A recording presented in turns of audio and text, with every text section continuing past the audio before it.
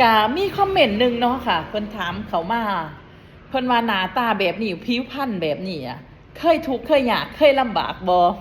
เพิ่นถามเขามาเนาะหน้าเจ้านี่คือบ่คือคนทุกข์คนยากเลยว่าซั่นหน้าเจ้าล่ะคือคนมีเงินว่าอันเพิ่นว่าเนาะก็จักสิว่าแนวใดเนาะอันสิเว้าเนาะเรื่องความทุกข์ความยากน่ะในชีวิตนี่ทุกข์มาหลายเด้ค่ะ ทุกข์ยากลำบากทุกข์บ่มีสิกินสิใช้ทุกข์อกทุกข์ใจทุกข์มาหลายกว่าสิมายืนอยู่จุดๆนี้ได้มาเป็นคนที่พึ่งพาตัวเองได้100%เนี่ยก็ทุกข์มาหลายก็เลยอยากให้ขอคิดว่าเฮาน่ะต้องเป็นที่พึ่งของตัวเองตอนเป็นเด็กน้อยเป็นหยังคือทุกข์เพราะมันช่วยเหลือตัวเองบ่ได้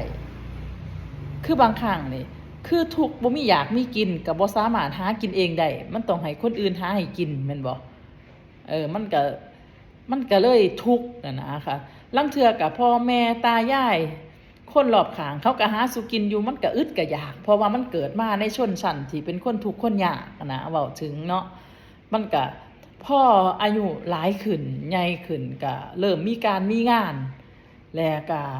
ชีวิตก็เริ่มสบายขึ้นมาค่ะ เพราะว่าแต่ว่าสาวเจนี่นี่เป็นคนที่มีความเชื่ออยู่อย่างหนึ่งเลยค่ะตอนเป็นเด็กหน่อยที่สมัยทุกข์ยากนะทุกข์สมัยทุกข์จนสิว่ามีอันสิกินพู้นแหละค่ะข่อยบรรยายบ่เป็นข่อยเล่าบ่เป็นความทุกข์มันหลายโพดข่อยเลยเล่าบ่เป็นนะบัดนี้น่ะแต่ในความที่ว่าบ่มีกินน่ะมันมีความเชื่ออยู่อย่างหนึ่งว่าสักมื้อหนึ่งเฮาใหญ่ขึ้นมานี่เฮาสิรวย มีความเชื่อว่าตัวเองจะเป็นคนรวยในอนาคตน่ะตอนเป็นเด็กหน่อยน่ะตอนที่เป็นว่ากำลังหยาดหยาดปลาทูหมูหยอกินกันกับหมู่นี่มีไข่หน่วยหนึงนี่ค่ะเอามาพากินคนละครึ่งได้กับน้องสาวอันไข่ไก่น่ะ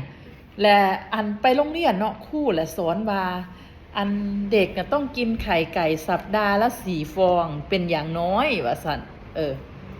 บัดนี้ข่อยก็คิดแล้วว่าสิไปเอาไข่อยู่ไสอัน4หน่วยมากินสิได้กินไข่4หน่วยต่ออาทิตย์หนึ่งเออมันเป็นปัญหาที่แบบว่าคิดหนักเลยแหละว่ามันสิเป็นไปได้จังได๋สิได้กินไข่อันอาทิตย์ละ4หน่วยนะเพราะว่าเพื่ออันเรียนสุขศึกษาเนาะเพิ่นว่าถ้ากินไข่สัปดาห์ละ4 ฟองเนี่ยมันจะทำให้เราตัวโตตัวใหญ่ตัวสูงเพิ่นว่าเนาะข่อยก็สาธุบุญคุณเด้อค่ะเด้อสาธุเทวดาฝ่าดิน อันบ่ได้กินไข่กินนมแต่ว่าก็เนื้อนมไข่ผิวพรรณเปล่งปลั่งมีหน้ามีนวลผิวดีนะตัวจริงนี่เป็นคนที่ผิวสวยมากๆนะเป็นคนผิวสวยนี่น้ำบ่ทันละอาบบ่ทันละทาแป้งทาครีมได้นี่กำลังสิไปอาบน้ำในสภาพนี่บ่มีแป้งมีครีมในหน้านี่เป็นคนที่ผิวสวยมากๆแบบจักสิอธิบายแบบใดผิวนี่แบบเด้งดึงเด้งดึงเลยนะแบบผิว เป็นคนที่ผิวงามไผเห็นนี่ครั้งแรกสิทักคือผิวสวยแท้คือผิวงามแท้นะคนสิทักว่าผิวสวยในชีวิตจริงน่ะบ่ว่าสิไปยืนอยู่จุดใดเขามองมาเขาโอ๊ยข่อยสะออนผิวเจ้าประมาณนี้นะทั้งที่บ่ได้บำรุงหยังเกิดมาแห้งแล้งการดานแต่มันก็ยังงามได้ส่ำนี้ผิวพรรณก็ขอบคุณเทวดาอยู่ดอกค่ะบัดนี้สิเว้าเรื่องไข่บัดนี้มีไข่หน่วยหนึงนี่แบ่งกันกินกับน้องสาวน่ะคนละครึ่งแบ่งกันกินได้สิไปกินหน่วยหนึ่งมันกับบ่ได้ได้มันอึดกินบัดนี้มีครั้งหนึ่งสาวเจนี่นี่จังฝังใจเลยเด้อันซื้อแหนมหมูนะซื้อแหนมหมูมากิน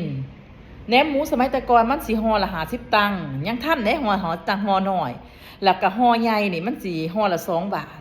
ห่อละ2 บาทนี่มันสิมีใบบักย่อมห่อใส่พร้อมเป็นห่อแหนม มันจะเป็นแหนมหมูแหนมแหนมหมูแล้วกับแหนมเนื้อเนาะแหนมเนื้อนี่มันสิมีใบบักย่อมห่อใส่พร้อมห่อละ2 บาทแพงสุดมันสิห่อละ5 บาทที่นี่ห่อละ2 บาทถ้าเป็นปัจจุบันนี่มันก็สิเท่ากับว่าห่อละ10 บาทเนาะถ้าแม่นว่าห่อละ5 บาทมันก็สิเท่ากับห่อละ50 บาทในขณะนี้เนาะก็สิเว้ามันสิพิเศษเนาะห่อละ5 บาทอันห่อละ2 บาทแล้วก็ห่อ50 ตังค์ ห่อ50 ตังค์มันสิน้อยเดียวเอาเป็น2 บาทมันสิซ้ำนี่2 บาทนะมันสิประมาณได้ซ้ำนี่แหละก็เอาใบบักย่อมห่อใส่เอาใบบักย่อมห่อใส่ข้างในเนาะถ้าผู้ใดเกิดล่าซ่าเกิดพร้อมวัยเดียวกันกับสาวเจนี่ก็สิพอสิเข้าใจเนาะห่อซ้ำนี่แหละเขาก็สิเป็นแหนมหมูแหนมเนื้อเนาะก็สิห่อใบบักย่อมห่อไว้แล้วก็ใส่พริกเนาะ ที่นี่สาวที่นี่กับน้องสาวนี่มักหลายมากินแหนมมักกินแหนมมากินแหนมน่ะอันบัดนี้ก็ปั้นกันกินแล้วกับน้องน่ะปั้นกันกินน่ะคือจังว่าแซ่บกินกับข้าวเหนียวน่ะแซ่บแห้งแซ่บหลายบัดนี้มากล่าวถึงแม่บัดนี้แม่ของสาวที่นี่ก็ให้ลูกกินแล้วตัวเองบ่ได้กินเนาะแล้วเอาใบตองน่ะมาจ้ำกินโอ้ยเว้ามาแล้วข่อยน้ำตาสิไหลนะข่อยเล่าความทุกข์ก็ข่อยเล่าบ่เป็นข่อยเล่าเป็นแต่ความม่วนซื่นเว้าซื่อซะบัดนี้ก็มาจ้ำใบตองกินเนาะมาจ้ำกินใบตองน่ะคือจ้ำเอากินมันน่ะนะเอากินมันแล้วก็กินลงไปนะแบบถ้าสิกินน้ำลูกก็บ่อิ่มเด้เพราะว่ามันได้มาซ้ำนี่สิ้นละ2 บาทก็มาแบ่งกันกับน้องคนละครึ่งก็แต่ตัวเองแต่ลูกกินก็ยังบ่อิ่มแหละก็เอาเขาใส่หลายๆนะแล้วก็กินนะทีนี้เราก็เอาใบตองมาจ้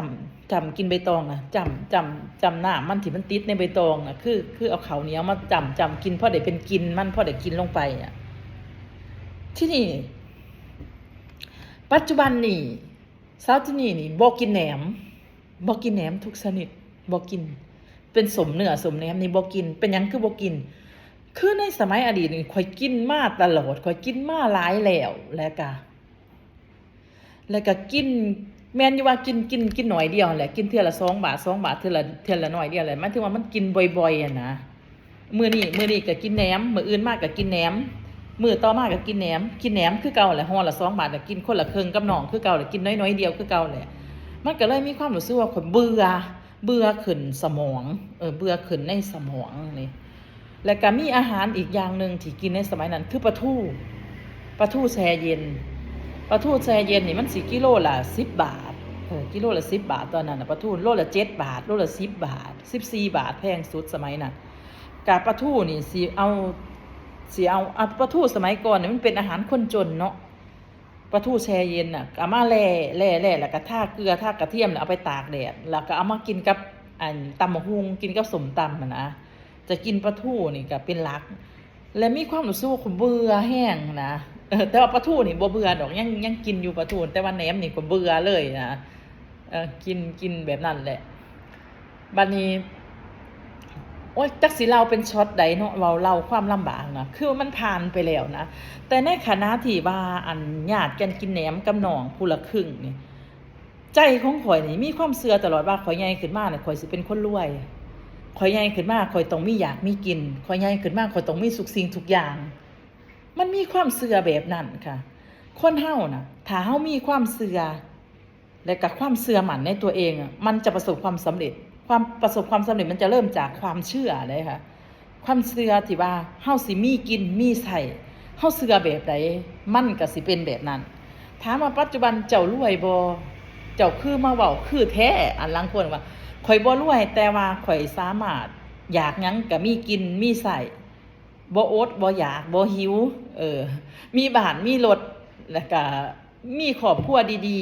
ๆกับมีคือคนอื่นเขามีนะบ่ได้อดบ่ได้หิวบ่แล้วก็บ่จำเป็นต้องว่ากินน้อยนึงกินข้าวกินน้อยนึงก็อิ่มแบบนี้บ่แม่นแบบนี้นะบัดนี้ปัจจุบันนี้เป็นคนที่บ่กินข้าวเด้บ่กินข้าวมานี่เลยประมาณ20 กว่าปีเลยเด้ค่ะเจ้าบ่กินข้าวเจ้ากินหยังว่าซั่นข่อยกินแต่กับข้าวเป็นหยังคือบ่กินอาจสิเป็นเพราะว่าตอนเป็นเด็กน้อยนี่ข่อยกินข้าวหลายแล้วนะคือซาวเจนี่นี่อาจสิกินข้าวหลายแล้วคือกินหยังก็ต้องกินข้าวเป็นหลักนะต้องมีกับข้าวนิดนึงแล้วก็ต้องเป็นก็กินข้าวหลายๆนะบัดนี้เวลาไปกินข้าวกับหมู่กับไผก็ยาไปเห็นเขากินข้าวหลายซาวเจนี่สิทักได้ว่าคือมากินแต่ข้าวหลายแท้คือบ่กินกับนะปัจจุบันนี่เวลาเฮ็ดกับข้าวนี่ไก่เป็นโตนี่ข่อยก็สิต้มจนเบิด